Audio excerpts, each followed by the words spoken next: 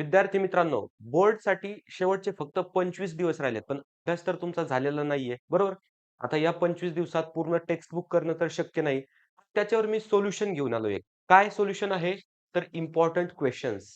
हे important questions मी तुम्हाला देणार आहे. जेणेकरून त्या चॅप्टरमधील टोटल जेवढ्या तुमच्या इम्पोर्टंट टर्म्स असतील किंवा परीक्षेला येणारे प्रश्न असतील, जास्त मोस्ट प्रोबेबल क्वेशन्स असतील, ते तुमच्यासोबत शेअर करणार आहे. मग तुम्ही एवढे जरी क्वेशन्स केले आता लास्ट मोमेंटला एवढे जरी क्वेशन्स केले किंवा ॲज अ रिव्हिजन म्हणून हे कंटेंट जर तुम्ही यूज केलं, तर तुमचा नक्कीच स्कोर इम्प्रूव्ह होईल. आता चला वेळ न घालवता आपण पाहूया इम्पोर्टंट क्वेशन आणि आजच्या या व्हिडिओमध्ये आपण सॉलिड स्टेट केमिस्ट्रीचा जो सॉलिड स्टेट चॅप्टर आहे, तो कव्हर करणार आहे. आता हे इम्पोर्टंट क्वेशन मी केमिस्ट्रीसाठी पण प्रोव्हाईड करणार आहे.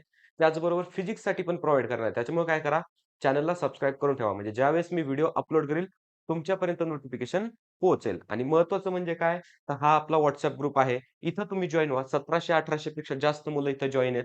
त्याचबरोबर हे आपलं टेलिग्राम चॅनल आहे. इथं पण तुम्ही जॉइन व्हा. म्हणजे काय लेटेस्ट ज्या अपडेट असतात सी वगैरे, बोर्ड्स वगैरे कडून रिझल्टबद्दल असू दे, कोणत्या फॉर्मबद्दल असू दे किंवा काही त्यांची अनाउन्समेंट असेल, तर तुमच्यापर्यंत ती विदिन सेकंद पोहोचेल. बरं आता आपण इम्पोर्टंट टॉपिककडे येऊया. Important questions. बरं आता हे इम्पोर्टंट क्वेशन्स मी तुम्हाला काय करणार आहे, की आपल्या क्वेशन पेपरमध्ये जे सेक्शन असतात त्याप्रमाणे प्रोव्हाईड करणार आहे. म्हणजे तुम्हाला आणखीनच बरं होईल अभ्यास करण्यासाठी. आता पहा, व्हेरी शॉर्ट आन्सर क्वेशन आपला सेक्शन बी असतो. बरं आता एम-सी-क्यू तुम्ही कसे करायचे आहेत पहा. टेक्स्ट बुक आता सी-ई-टीसाठी प्रिपेअर करताय.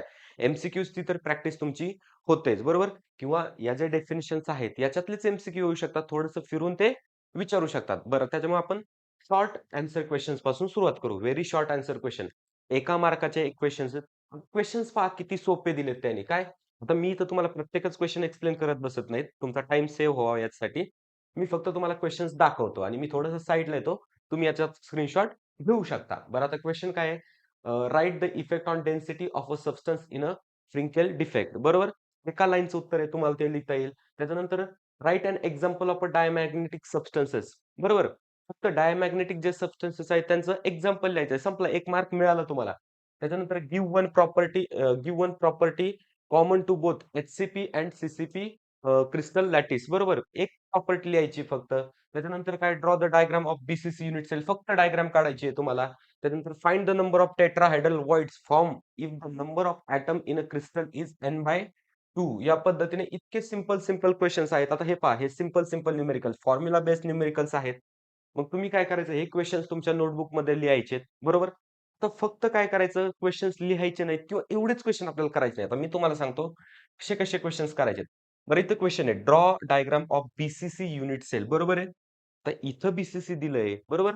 याच्या जागेवर सिंपल क्युबिक पण असू शकतं, ओके. एच-सी-पी पण असू शकतं, ओके. या पद्धतीने तुम्हाला हे जे पी-वाय-क्यूज आहेत किंवा हे जे क्वेशन्स आहेत, याच्यापासून कोणते दुसरे क्वेशन्स ओरिजिनेट होऊ शकतात किंवा कोणत्या दुसऱ्या आता पहा, इथं काय विचारलंय डायमॅग्नेटिक सबस्टन्सेसचे एक्झाम्पल विचारलेत, बरोबर?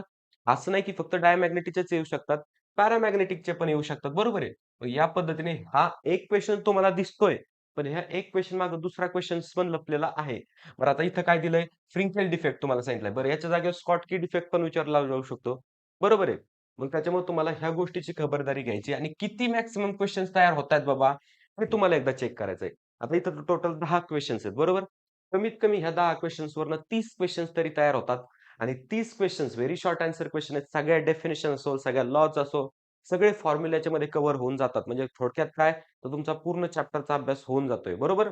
मग काय करायचं, स्क्रीनशॉट घ्या आणि व्यवस्थितरित्या लिहायला सुरुवात करा. आता हा व्हिडिओ जसा होईल, तुमचं टार्गेट कंप्लीट होईल. मला काय करायचं, कमेंट करताना टार्गेट स्टार्टेड, ओके, कमेंट करा. म्हणजे टार्गेट तुम्ही एक्सेप्ट केलंय आणि त्याच्यानंतर तुमचं पूर्ण झाल्यानंतर टार्गेट कंप्लीटेड अशा 2 कमेंट प्रत्येक विद्यार्थ्याकडनं मला पाहिजेत. ओके. त्याच्यानंतरनं पहा शॉर्ट आन्सर क्वेशन्स. ओके. 2 मार्कला एक क्वेशन आहे. बरं आता 2 मार्कला आहे म्हणजे आपल्याला त्याच्यात बरचसं लिहायला लागेल. 1 मार्कला ज्यावेळेस क्वेशन होता, त्यावेळेस आपण एका वर्डमध्ये आन्सर सुद्धा लिहू शकत होतो किंवा एका लाईनमध्ये, एका सेंटेन्समध्ये. पण ज्यावेळेस क्वेशन्स 2 मार्काला असतो, कमीत कमी एक्झामिनरनं आपल्याला 2 मार्क व्यवस्थितरित्या दिले पाहिजेत. या अनुषंगाने आपण आन्सर लिहायचंय, बरोबर? आता काय दिलं इथं? Explain the terms isomorphism, polymorphism with example. बरं आता याची मार्किंग स्कीम जर आपण पाहिली ना, आयसोमॉर्फिझमला 1 मार्क असणार, पॉलिमॉर्फिझमला 1 मार्क असणार. आता विथ एक्झाम्पल सांगितलंय. मग काय? आयसोमॉर्फिझमच्या डेफिनिशनला अर्धा मार्क, त्याच्यानंतर आयसोमॉर्फिझमच्या एक्झाम्पलला अर्धा मार्क आणि डेफिनेशनला अर्धा मार्क असं मिळून त्याचा 1 मार्क आणि इथं 1 मार्क. मग झाले का टोटल 2 मार्क. मग प्रत्येक कन्सेप्ट किंवा प्रत्येक जो क्वेशन तुमच्या पुढे येईल, तो या पद्धतीने तुम्हाला रीड करायचा आहे. एकदा मार्किंग स्कीम समजून घ्यायची आणि त्या पद्धतीने ॲन्सर लिहायचं आहे. बरं एक सांगा, आता काही जण काय करतात माहिती का? ठीक आहे, त्यांना आयसोमॉर्फिझम माहिती असते, पण पॉलिमॉर्फिझम माहीत नसतं. एक्झाम्पल देतोय मी फक्त तुम्हाला. ते काय करतात, आयसोमॉर्फिझम बद्दलच भरपूर लिहितात. अरे तुम्ही किती जरी लिहिलं, आयसोमॉर्फिझमचा एकच मार्क तुम्हाला मिळणार आहे, बरोबर? मग जेवढे मार्क आहेत किंवा जेवढं रिक्वायर्ड आहे, तेवढंच तुम्हाला लिहायचंय पेपरमध्ये. काय इथं विचारलं तर तुम्ही हे क्वेशन्स डायरेक्टली रेफर करा. मी प्रत्येकच क्वेशन तुम्हाला वाचून दाखवत नाही. Classify the following solids as molecular, ionic and covalent and metallic solid बरोबर? एक्झाम्पल्स दिलेत. बरं आता इथं हे एक्झाम्पल दिलेत. पण जो बोर्डमध्ये क्वेशन येईल किंवा हाही क्वेशन येऊ शकतो, हेही एक्झाम्पल्स येऊ शकतात. पण याच्या व्यतिरिक्त दुसरी एक्झाम्पल येऊ शकतात. बरोबर आहे? मग त्याच्यामुळे डायरेक्टली हा क्वेशन्स तुम्ही करू नका. करा काय? तर मॉलिक्युलर सॉलिड्स म्हणजे काय? आयनिक सॉलिड्स म्हणजे काय? कोव्हॅलंट म्हणजे काय? मेटॅलिक करा. मग कोणतेही एक्झाम्पल येऊ तुम्हाला डायरेक्टली क्लासिफाय करताच येणार आहे. बरोबर आहे? म्हणजे या पद्धतीने तुम्हाला ॲन्सर म्हणजे हे करायचंय. डायरेक्टली तुम्हाला पी-वाय-क्यू किंवा एखादा क्वेशन रेफर करायचा नाहीये. तुम्हाला काय रेफर करायचं ती कन्सेप्ट पूर्ण तुम्हाला रेफर करायची. बरोबर? आता इथं न्यूमेरिकल्स दिलंय. काय explain the valency defect with diagram. बरोबर आहे. ह्या व्हॅलेन्सी डिफेक्टच्या जागेवरच दुसरा डिफेक्ट येऊ शकतो. फ्रिंकेल डिफेक्ट येऊ शकतो. स्कॉटकी डिफेक्ट येऊ शकतो. बरोबर आहे. आता न्यूमेरिकल्स आहेत. न्यूमेरिकल्सचा टाइप रिपीट होऊ शकतो. जरी व्हॅल्यू रिपीट नाही झाल्या, ओके व्हॅल्यू सेम नसल्या, तर टाइप्स रिपीट होऊ शकतात. काही-काही वेळेस व्हॅल्यूज पण सेम असतात. बरोबर? डिस्टिंग्विश बिटवीन क्रिस्टलाइन सॉलिड आणि अमॉर्फस सॉलिड. हा जो क्वेशन आहे डिस्टिंग्विशचा, तर हा फिक्स क्वेशन आहे आणि हा क्वेशन 2 मार्कला येऊ शकतो आणि शॉर्ट आन्सर क्वेशन्स 3 मार्कला सुद्धा हा क्वेशन येऊ शकतो. त्याच्यामुळे हा क्वेशन मोस्ट इम्पोर्टंट आहे. तुम्ही हा नक्की करून ठेवायचा आहे. बरं आता explain the term substitutional impurity defect आणि इंटरस्टिशियल इम्प्युरिटी डिफेक्ट. याच्या जागेवर दुसऱ्याही टर्म्स तुम्हाला दिल्या जाऊ शकतात. बरोबर? मग तुम्हाला एक अंदाज आला असेल की कशा पद्धतीने पेपर असतात. या पद्धतीने तुम्ही व्यवस्थितरित्या हे क्वेशन्स एक्सप्लेन करायचेत. हे क्वेशन्स एकदा तुमच्या नोटबुकमध्ये लिहायचेत आणि त्याच्यानंतर काय करायचं, या क्वेशन्सची रिव्हिजन करत राहायचे. लिहायचे म्हणजे एकदा लिहिले की तुमचं झालं का? असं बिलकुल नाही. तुम्हाला रिव्हिजन करत राहायचे. केमिस्ट्रीच्या अगोदर फक्त एकच दिवस आहे आपल्याकडे, बरोबर? त्याच्यामुळे तो एक विशेष लक्ष आपल्याला त्याच्याकडे द्यायचं आहे, बरोबर? ओव्हर कॉन्फिडन्समध्ये आपल्याला जायचं नाही. त्याच्यानंतर काय शॉर्ट आन्सर क्वेशन्स 3 मार्कचे एक-एक क्वेशन्स आहेत. बरं काय आहे इथं? Calculate the packing efficiency for B C C lattice बरोबर? आता इथं बी-सी-सी दिलंय. इथं एच-सी-पी पण येऊ शकतं. ओके. सिंपल क्युबिक पण येऊ शकतं. ओके. तर या पद्धतीने तुम्ही इथं लक्ष द्यायचंय. In case of H-C-P structure how are spares in the first, second end third layers arrange तुम्हाला तिथं लिहायचंय. न्यूमेरिकल्स आहेत. ते न्यूमेरिकल्स तुम्ही प्रॅक्टिस करायचेत. ते स्वतःहून सॉल्व्ह करायचेत. व्हॅल्यू चेंज करून पाहायच्यात. त्याच्यानंतर काय write the classification of non stoichiometric point defect explain with the diagram and metal deficiency defect. त्याच्यानंतर काय explain with one example each diamagnetic, paramagnetic आणि फेरोमॅग्नेटिक सबस्टन्सेस हे तुम्हाला पक्कच करायचंय. डायमॅग्नेटिक सबस्टन्सेस, पॅरामॅग्नेटिक सबस्टन्सेस आणि फेरोमॅग्नेटिक त्याच्यातला डिफरन्स पण तुम्हाला येऊ शकतो. ओके. याच्यातलं तुम्हाला डिफरन्स पण येऊ शकतो. याचे एक्झाम्पल्स पण तुम्हाला येऊ शकतात. बरोबर? त्याच्यानंतर write the relationship between A and R for SC, simple cubic, body cubic आणि फेस क्युबिक. बरोबर?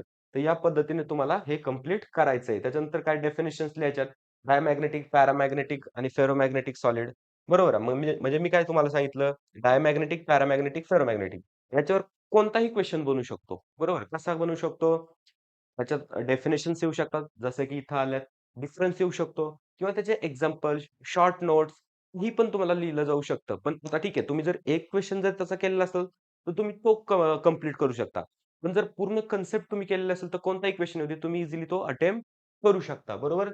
मग तुम्हाला समजलं शॉर्ट आन्सर क्वेशनमध्ये काय लिहायचं आता हे 3 मार्कला आहे. त्याच्यामध्ये जर डिफरन्स आला एखादा, त्या डिफरन्समध्ये पॉइंट किती लिहावा लागतील आपल्याला? कमीत कमी 3 पॉइंट, व्हॅलिड 3 पॉइंट. डिफरन्स आला, तर कमीत कमी 3 पॉइंट्स तुम्हाला लिहायचे आहेत. म्हणजे प्रत्येक पॉइंटला समजा ते 1-1 मार्क अशा समजा एक हे वाक्य असेल, हे एक वाक्य असेल, तर याला अर्धा-अर्धा मार्क्स देऊन तुमचे 3 मार्क्स कंप्लीट होतायत. बरोबर? त्याच्यानंतर आता नेक्स्ट पाळी आहे लाँग आन्सर क्वेशन जे की आहेत 4 मार्क्सला. आता इथं टोटल 5 क्वेशन्स तुम्हाला दिले. बरोबर?